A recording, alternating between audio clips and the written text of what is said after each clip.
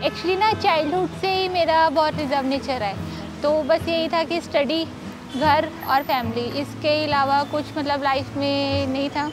College में भी यही था, फिर जॉब करी, जॉब से भी घर और जॉब से घर भी यही था। मतलब कि अगर आप कहो कि आज की जनरेशन की तरह मैंने अपनी लाइफ को एंजॉय करा है या करा है, वो ऐसा कुछ भी नहीं था।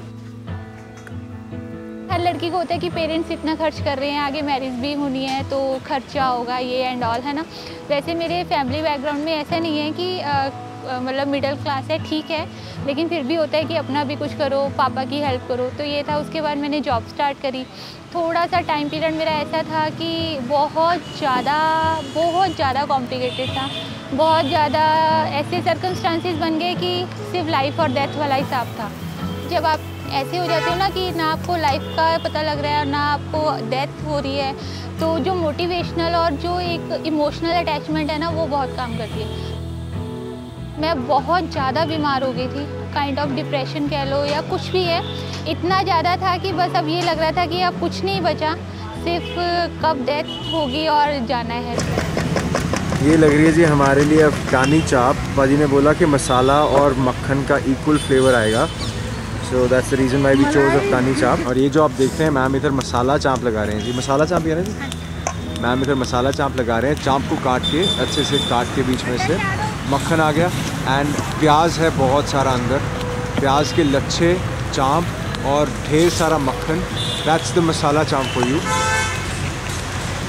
मैट्रिमोनियल साइट से हमारा हुआ था कि कांटेक्ट हुआ था, वो व्हाट्सएप पे आजकल ग्रुप बने हो ना, उसके बाद फिर फैमिली से बात हुई, फिर इनको बता दिया था कि ऐसा ऐसा है, तो दे गेट रेडी कि मुझे कोई प्रॉब्लम नहीं है, आफ्टर मैरिज हो जाएगी तो भी तो संभालना पड़ेगा। तो फिर मुझे इस बात से काफ़ी सपोर्ट मिला और बिफ़ोर मैरिज भी मिलते रहे। मेरे फैमिली ने भी कभी मना नहीं करा कि तुमने नहीं मिलना, उनको भी लगता था कि यार इसको इम्प्रूवमेंट हो रही है। उसके बाद जब मैंने डॉक्टर को चेकअप कराया था तो उन्होंने भी बोला था कि इसमें इम्प्रूवमेंट हो रही है।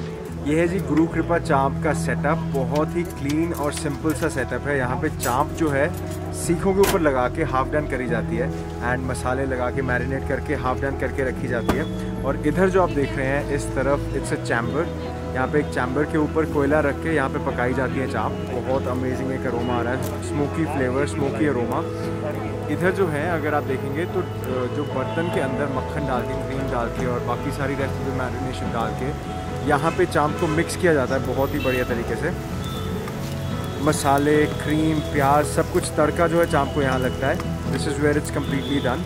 एंड इधर मैं देख रहा हूँ ये मक्खन है, मक्खन और क्रीम, और it's basically a heavy duty meal. अगर आप यहाँ पे आके खाते हो तो एक मील में आपका पेट मतलब फुल ऑन भर जाएगा। इन्होंने मुझे कहा था जॉब करनी है जॉब कर लो, बिज़नेस में करना है बिज़नेस कर लो, तो मैंने प्रेफरेंस बिज़नेस को दी कि चलो अब जॉब तो करके देखी हुई है, इसके बाद अब बिज़नेस, क्योंकि उस टाइम मेरी कंडीशन भी नहीं थी, क्योंकि जॉब के जो वर्किंग आवर्स होते हैं वो फिक्स्ड होते हैं। तो फिर उसके बाद ये बिज़नेस स्टार्ट करा। बिज़नेस का ये भी डिसाइडेड नहीं था कि हमने क्या करना है, बट पार्ट टाइम कुछ करना था। तो फिर हमने ये फूडिंग का देखा, क्योंकि इसका स्कोप अच्छा है अगर आप क्वालिटी और क्वांटिटी अच्छी दे रहे हो और कस्टमर सेटिस्फेक्शन है। फिर ये सोचा कि ट्रेंडी आजकल थोड़ा सा चाप ज़्यादा चल रहा है, वो सीखते हैं। फिर ये मैंने सीखा, आफ्टर मैरिज सीखा था। 1.5 मंथ बाद मैंने स्टार्ट कर दिया था। वहाँ पे मेरे पास शॉप थी, तो मुझे इतना मतलब ये नहीं लगता था कि यार मैं काउंटर पे खड़ी हूँ, क्योंकि मेरे पीछे शॉप थी। मेरा ये था कि मैं शॉप से ही काउंटर पे आ रही हूँ तो ठीक है। फिर बाहर का प्लान बना, इनका ड्रीम था मुझे बाहर जाना है, वहाँ पे भी सब कुछ जाके करना था, तो क्यों ना किसी और सिटी में मूव हो जाए। फिर यहाँ पे मूव हुए। फिर यहाँ पे ये देखा कि यहाँ पे तो रेंट ही बहुत है, 60-70,000 है। अब एकदम से करना तो बहुत मुश्किल था। फिर काउंटर का डिसाइड करा। उस टाइम डिग्निटी ने अलाउ नहीं करा कि as a teacher corporate sector में भी जॉब करने के बाद सीधा काउंटर पे खड़े हो जाओ। पहले स्टार्टिंग में 1-2 दिन लगा था कि कोई आ गया, कोई फ्रेंड में से आ गया या रिलेटिव आ गया तो क्या सोचेगा कि सीधा वहाँ से जॉब करती थी, फिर बिजनेसमैन से हो गई मैरिज, उसके बाद सीधा काउंटर पे आ गई है। बाय गॉड ग्रेस उन्होंने ऐसा रोटेशन करा है कि आज काउंटर वाले से ही पहचान बन गई है।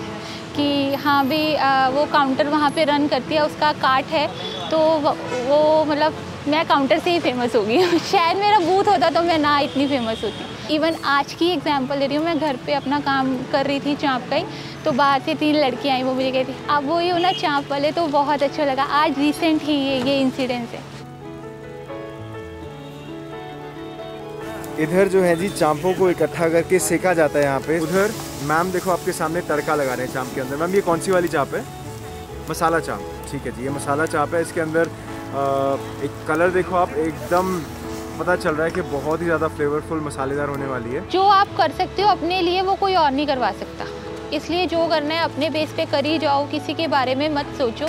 अगर आज मैं सोचती तो शायद जो भगवान मुझे ये मौका दे रहा था कि काउंटर पे खड़ी हो जा, नहीं खड़ी होती तो आज ये दिन ना होता कि लोग इंटरव्यू लेने आते। डिप्रेशन का अगर आप सोचो कि कोई मेडिसिन से आप ओवरकम कर लोगे, वो ना आपको एक अल्टरनेट या आप कह दो कि एक सब्स्टिट्यूट है कि अगर आपको कुछ नहीं मिल रहा, मेडिसिन खा खा के मेरा ये हाल हो गया था कि बस अब ये था कि लास्ट इंजेक्शन ही बनाए, स्टेरॉइड्स तक मैंने खाए हैं। उसके बाद ये था कि एक लास्ट ऑप्शन ये है कि इंजेक्शन लगाओ, पूरा दिन सोते रहो। बस एक वो था कि जैसे एक बॉडी नहीं होती, बस वो है कि कुछ नहीं है लाइफ में, इंजेक्शन। ये यहाँ तक हो गया था कि डॉक्टर ने मुझे रिकमेंड कर दिया था कि इंजेक्शन लगवाओ और बस पड़े रहने दो, ये हाल था। बट जो डिप्रेशन की मेन रेमेडी है ना, वो आपकी इमोशनल सपोर्ट है। उस टाइम पे मुझे कई लोग कहते थे तुम कुछ काम करो, कुछ करो तभी तुम्हारा, लेकिन उस टाइम पे मेरी कंडीशन नहीं थी कि मैं क्या करती।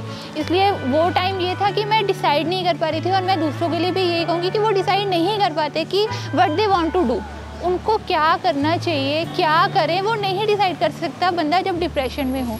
मैं बस यही कहूँगी कि जो डिप्रेशन में है ना, उसको इमोशनल सपोर्ट दो कि आप ये कर सकते हो। ठीक है, मैंने भी 3 साल ऐसे ही निकाल दिए, मैं कुछ कर ही नहीं सकती थी। इवन मेरे डॉक्टर जो मेरे साइकोलॉजिस्ट थे वो मुझे बोलते थे तुम डायरी राइटिंग करो, वो मुझे अच्छा ही नहीं लगता, मैं कैसे करूँ। तो जो चीज़ आप नहीं कर सकते, आप फोर्सफुली डिप्रेशन वाले बंदे से नहीं करवा सकते, तो उसको बस सपोर्ट करो आप कि तुम ये कर सकते हो, मैं तुम्हारे साथ हूँ, तो वो डेफिनेटली करेगा, कुछ ना कुछ तो करेगा। लेकिन ये है कि मेडिसिन भी साथ साथ में चलाओ, और अगर वो मैरिड है तो उसके पार्टनर की सपोर्ट, अगर वो अनमैरिड है तो उसकी फैमिली की सपोर्ट, ये मस्ट है डिप्रेशन के लिए।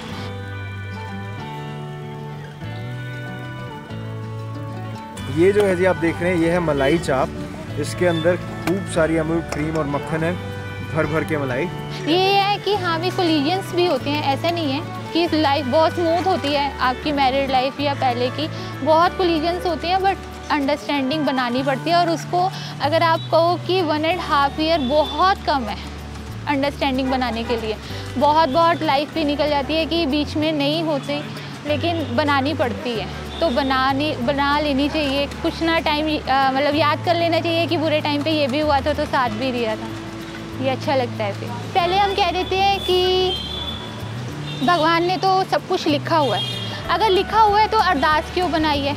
अरदास इसीलिए बनाई है कि जो चीज़ हमारे पास नहीं है वो हम भगवान से मांग लें, ठीक है ना। तो 2 चीज़ें होती हैं कि आपकी वो लाइफ तो लिखी हुई है, लेकिन अगर आपको कुछ नहीं मिल रहा, अगर आपको लग रहा है कि भगवान आपकी बात नहीं सुन रहा, तो उसके लिए उसने अरदास बनाई है, वो आपको ज़रूर करनी चाहिए अपनी चीज़ों के लिए।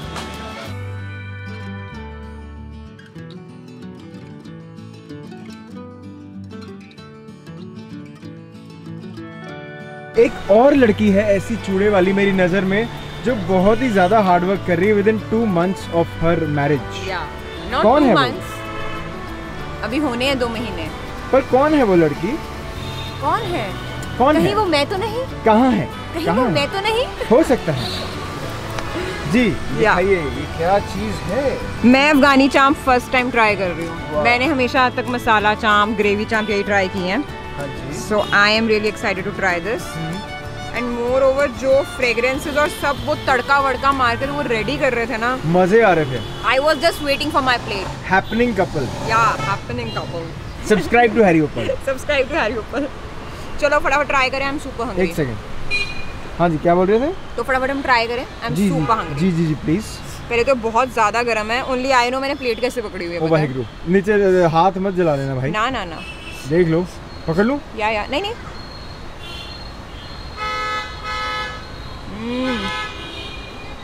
How is it? मुझे ना ऑरिगेनो दिख रहा है यार। चांप ना 1% भी च्यूई नहीं है। अच्छा, 1% भी। मुझे पनीर जैसा वो आया टेक्सचर, जैसे पनीर मुंह में जाती है मेल्ट नहीं हो जाता। चांप कहाँ इतनी सॉफ्ट होती है यार? क्या बात है जी। आई एम सरप्राइज, चांप कहाँ पे इतनी सॉफ्ट होती है। Texture is completely like paneer. It will, बस ऐसा मुंह में डालोगे इट विल डिसॉल्व और melt, whatever the right word is, but it completely the texture is completely like paneer. क्या बात है। और जो उन्होंने बाद में वो क्रीम और अपने मसाले वगैरह ऐड करके जो चीज बनाई है ना, मेरे मुंह में जितना पानी आया ना आज। This thing doesn't need a chutney. जरूरत ही नहीं है चटनी की। इतनी फ्लेवरफुल है, इतनी ज्यादा फ्लेवरफुल है। बस करो, मुझे भी खाने दो। ओ भाई साहब, चल बस करो। एक और बस। नहीं नहीं लास्ट, नहीं लास्ट, बस। और लोग बोल रहे हैं सोनम को मोटा कर दोगे आप। मैं वर्कआउट करती हूँ। कितना? We'll talk about it later. मैंने जी ये चटनी जो है वो लगा लिया बिकॉज सी हरिया धनिया चटनी ये आपस में ना मिले जुले वाले जुगलबंदी वाले लोग हैं। तो क्या बात है, क्या बात है, क्या बात है।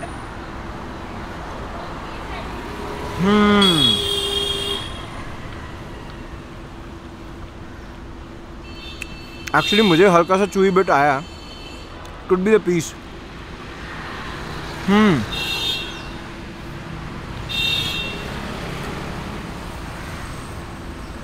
एक तारीफ बनती है कि अंदर जो चांप का जो कोर है ना, अंदर तक मतलब मसाला भरा हुआ है।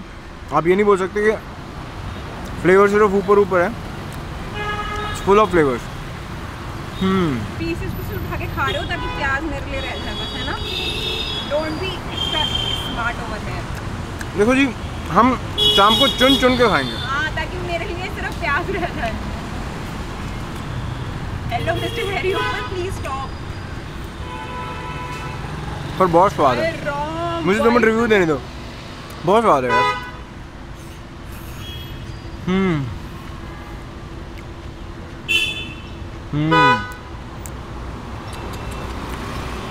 प्याज भी खा रहा हूँ। आज जिम कितने घंटे किया था याद है ना?